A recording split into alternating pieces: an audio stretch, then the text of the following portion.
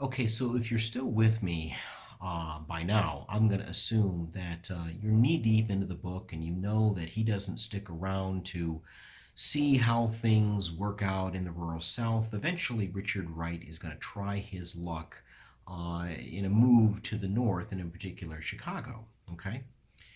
Before we go any further, I want to kind of juxtapose this perceived freedom that many African Americans in the South look upon cities like not only Chicago, but also New York and Detroit and eventually Los Angeles and places like San Francisco as well. It's this perceived freedom, this land where people can vote and you can send your kids to school and you've got a real chance to make it. But then once they get there and reality begins to settle in, they're going to discover another form of racism, much more covert form of racism, but it's not exactly the raceless utopia that they had envisioned or they had even been told about. Okay?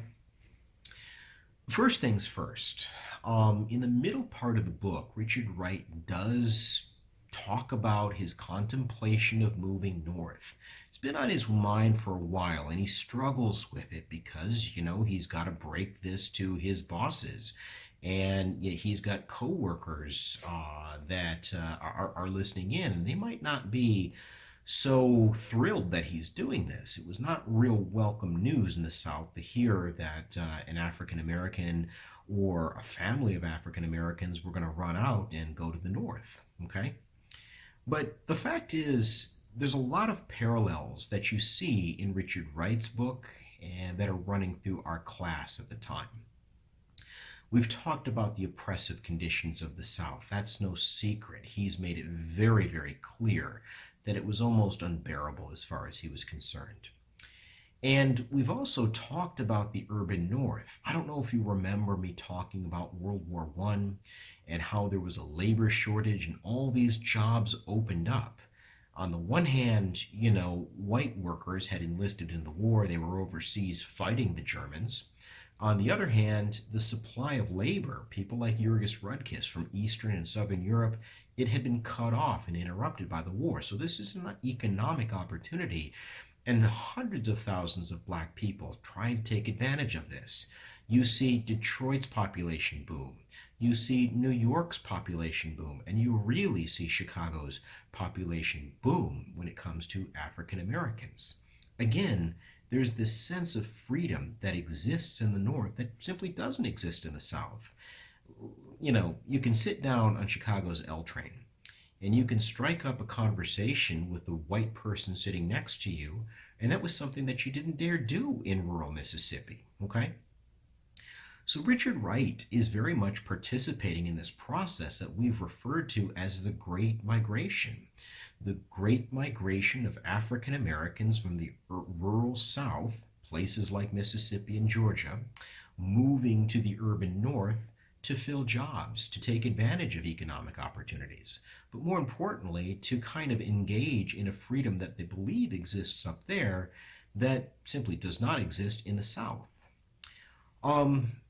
Think of it this way. This is African Americans voting with their feet, and certainly that's the case with Richard Wright. Right? I'm unhappy here. I don't like it here. I do believe that there's a better opportunity for me that exists elsewhere, and I'm leaving to go there. Okay? So what I want to do is give you a couple examples that are going to come from Richard Wright and then connect those examples to our class. I want to begin in chapter 14. So open up your book to chapter 14. And if you're using the online version, that would be page 237. If you're using the one that I've got, that's 254, but 237 on the one online, okay? About 3 paragraphs deep into the chapter, there's a paragraph that starts out, "Next loomed the problem." Find that paragraph. Like I said, it's about 3 paragraphs deep. Next loomed the problem of leaving my job cleanly, smoothly, without arguments or scenes. How could I present the fact of leaving to my boss? Yes, I would pose as an innocent boy. I would tell him that my aunt was taking me and my paralyzed mother to Chicago. That would create in his mind the impression that I was not asserting my will. It would block any expression of dislike on his part for my act. I knew that Southern whites hated the idea of Negroes leaving to live in places where the racial atmosphere was different. Now, he goes on and he describes a scene that is very unfamiliar to him. It's the first time that his boss has looked upon him with any kind of real consideration, even given him a second thought. His boss kind of leans back in his chair and he says, "Chicago?" softly. "Yes, sir." "Boy, you won't like it up there," he said. "Well, I have to go where my family is, sir," I said. The other white office workers paused in their tasks and listened. I grew self-conscious, tense. "It's cold up there," he said. "Yes, sir, they say it is," I said, keeping my voice in a neutral tone. So there's some more dialogue that goes back and forth, and, you know, he the boss kind of probes him a little bit. He says, "Why don't you stay here, work for me, and send her money up there?" And he's panic stricken because he's almost been found out. Well, I hadn't thought about that. And then he says, "I just want to be with my mom. I just want to be where my family is." And fortunately for Richard Wright, his boss more or less accepts this. My point in sharing this example with you is that the decision to leave is not something that you took lightly. It's not something like it's Thursday, so I think I'll move to Chicago. There were real consequences, and keep in mind, he's seen some consequences that emanate from decisions, be they poor or ill-informed decisions, that some of his cohort has made. Some of those decisions ended very tragically. And so this wasn't something that you did lightly, but if you could pull it off, if you could make the move to Chicago, great opportunity. Okay? So fast forwarding a little bit here, when he enters Chicago, he does so with an enormous amount of hope. This is the land of opportunity where anybody with a good attitude and a hard work ethic and a little bit of talent could ply their trade and go a long, long way. But slowly, steadily, he begins to pick up on this racism that exists in the North. It's not nearly as, tangible, as in your face as it might exist in the South, but it's very much there. I want to give you a couple examples of its presence, beginning in the next chapter, which is chapter 15, okay? So open up to page 246. Again, if you're following along online, it's page 246, but I'm in chapter 15. He is going to use a lot of parentheses here to begin paragraphs, so that's not really going to help very much. But it's a paragraph that begins with a parenthesis, and it says, "to solve this tangle," right? Find that paragraph, "to solve this tangle." Several paragraphs into chapter 15, "to solve this tangle of balked emotions, I loaded the empty part of the ship of my personality with fantasies of ambition to keep it from toppling over into the sea of senselessness. Like any other American, I dreamed of going into business and making money. I dreamed of working for a firm that would allow me to advance until I reached an important position. I even dreamed of organizing secret groups of blacks to fight all the whites. And if the blacks would not agree to organize, then I would have to be fought as well. I would end up again with self-hate, but it was now a self-hate that was projected outward upon other blacks. Yet I knew with that part of my mind that whites had given me that none of my dreams were possible. Then I would hate myself for allowing my mind to dwell upon the unattainable. Thus, the circle would complete itself." He goes on into the next paragraph. "Slowly, I began to forge in the depths of my mind a mechanism that repressed all the dreams and desires that Chicago streets, the newspapers, the movies, the desires that were invoking in me. I was going through a second childhood, a new sense of the limit of that was possible being born in me. What could I dream of that had the barest possibility of coming true? I could think of nothing, and slowly it was upon exactly that nothingness that my mind began to dwell, that constant sense of wanting without having, of being hated without reason, a dim notion of what life meant to a Negro in America was coming to consciousness in me, not in terms of external events, lynchings, Jim Crowism, and the endless brutalities, but in terms of crossed up feelings of psychic pain. I sensed that Negro life was a sprawling land of unconscious suffering, and there were but few Negroes who knew the meaning of their lives, who could tell their story. This, I believe, is him piecing together the racial realities of the North. It's not just that it's not all what it's cracked up to be, he's beginning to see some of the vivid forms of racism that exist there as well. And if you think about it, this is something that we've talked about in this class also. Okay? Keep in mind, in 1919, we were talking about part of the fallout of this massive influx of black people into the urban North. In Chicago, it was the race riot of 1919. And although you can point to things like a competition for jobs and a competition for housing, a lot of the causation of that riot, if you recall, goes back to space. Whose space?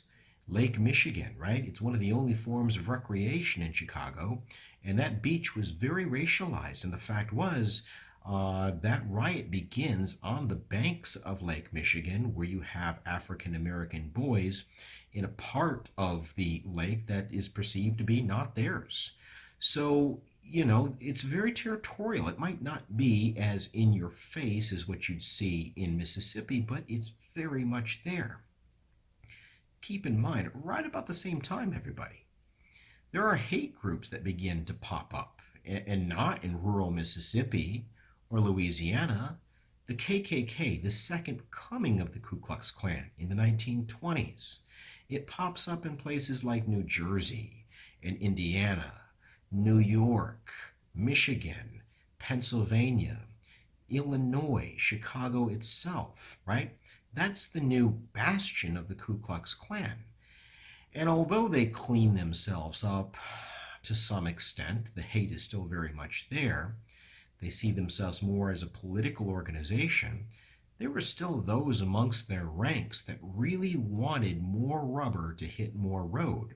Okay, get back to the good old days where people lived in fear of these night rides.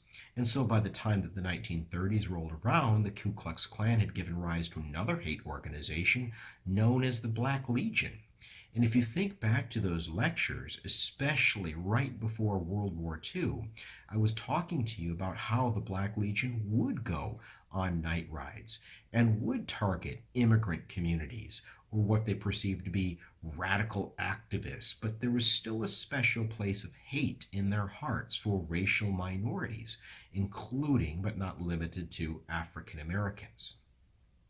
We also talked about restrictive covenants. Keep in mind, guys, a covenant is an agreement, and restrictive covenants existed in real estate in places like Detroit. And so what would happen is you would sign one of these restrictive covenants as a homeowner, and the covenant would read, if you ever had to sell that home, you promised you would only sell it to a white Anglo-Saxon Protestant family. Okay? There were certain neighborhoods that Jews were not welcome, and neither were Catholics.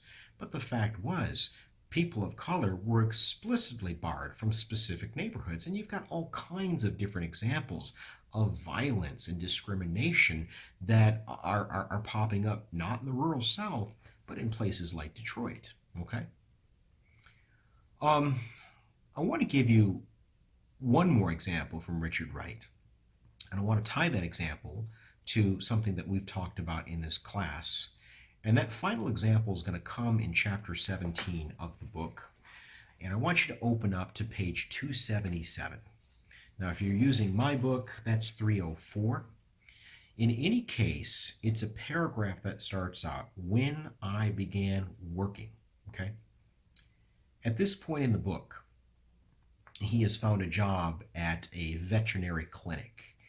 And he's basically a janitor, he's a cleanup guy, and he has to interact with some of these doctors. And some of these doctors happen to be second-generation Jewish immigrants, okay? So he begins working at this clinic, and he very much picks up on an attitude amongst the doctors and other white co-workers. When I began working at the Institute, I recalled my adolescent dream of wanting to be a medical research worker. Daily, I saw young Jewish boys and girls receiving instruction in chemistry and in medicine that the average black boy or girl could never receive. When I was alone, I wandered and poked my fingers into strange chemicals, watched intricate machines trace red and black lines upon ruled paper. At times I paused and stared at the walls of the rooms, at the floors, at the wide desks at which the white doctors sat, and realized, with a feeling that I could never quite get used to, that I was looking at the world of another race. He goes on to ask himself in the next paragraph, but when I ask a timid question, I found that even Jewish doctors had learned to imitate the sadistic method of humbling a Negro that the native-born whites had cultivated. Here's how the exchange goes. I mean, he's curious. Keep in mind, he had kind of thought about this as a possible career. He's interested in it. And so here he is on the job, think about it almost like an apprentice, and he's asking the expert, the veterinary doctor, what about this or what about that? And in this very dismissive tone, this white doctor who happens to be Jewish says, and I'm now on the next page, in this next paragraph, if you know too much, boy, your brain might explode, a doctor said one day. In other words, don't bug me with these questions, just do as you're told. Now, don't think of this as, Jewish or Italian or Irish second-generation immigrants becoming white so much as learning to become racists. They come, they interact with the native-born population, they look around them, they take things in, and they begin to make the connection. This is how things work. There's a social hierarchy here. And once absorbed into that hierarchy, they begin to imitate the native-born whites. In other words, they learn how to become racist. And Richard Wright is picking up on that, right? That the way that America works, at least insofar as they are concerned, is I am superior to you. You should be deferential to me. Don't ask too many questions. Again, it's a system. White supremacy is a system. If you go down, not the next paragraph, but the paragraph thereafter, he's talking about how this Jewish doctor was simply ignoring his questions, which, in addition to being very rude, is also, dismissing him. He says, the young Jewish doctor simply ignored me with, come on, bring the next dog. I haven't got all day. In other words, you're subservient. You're here to help. You're certainly not here to be on my level. So he's beginning to pick up on this idea that places like Chicago was not all it was cracked up to be. And I want to make this connection to things that we've talked about in our class, because none of this is really new if you've been paying attention. You remember how when World War I got going and we had this massive need for labor, lots and lots of need for workers. And so, again, all of these African Americans, and this time Mexican Americans too, they relocate to these northern centers, Chicago, New York, Detroit. But the West Coast gets involved this time as well, Los Angeles, San Francisco. And almost instantaneously, they had this problem that employers just simply refused to hire them. In places like Detroit, General Motors, Chrysler, Ford, They simply refuse to hire black workers, in particular black female workers. It's kind of ironic considering Detroit was dubbed by Franklin Roosevelt to be the arsenal of democracy. And it's where we built the bombers and it's where we built the bullets and the plane. You get the idea, right?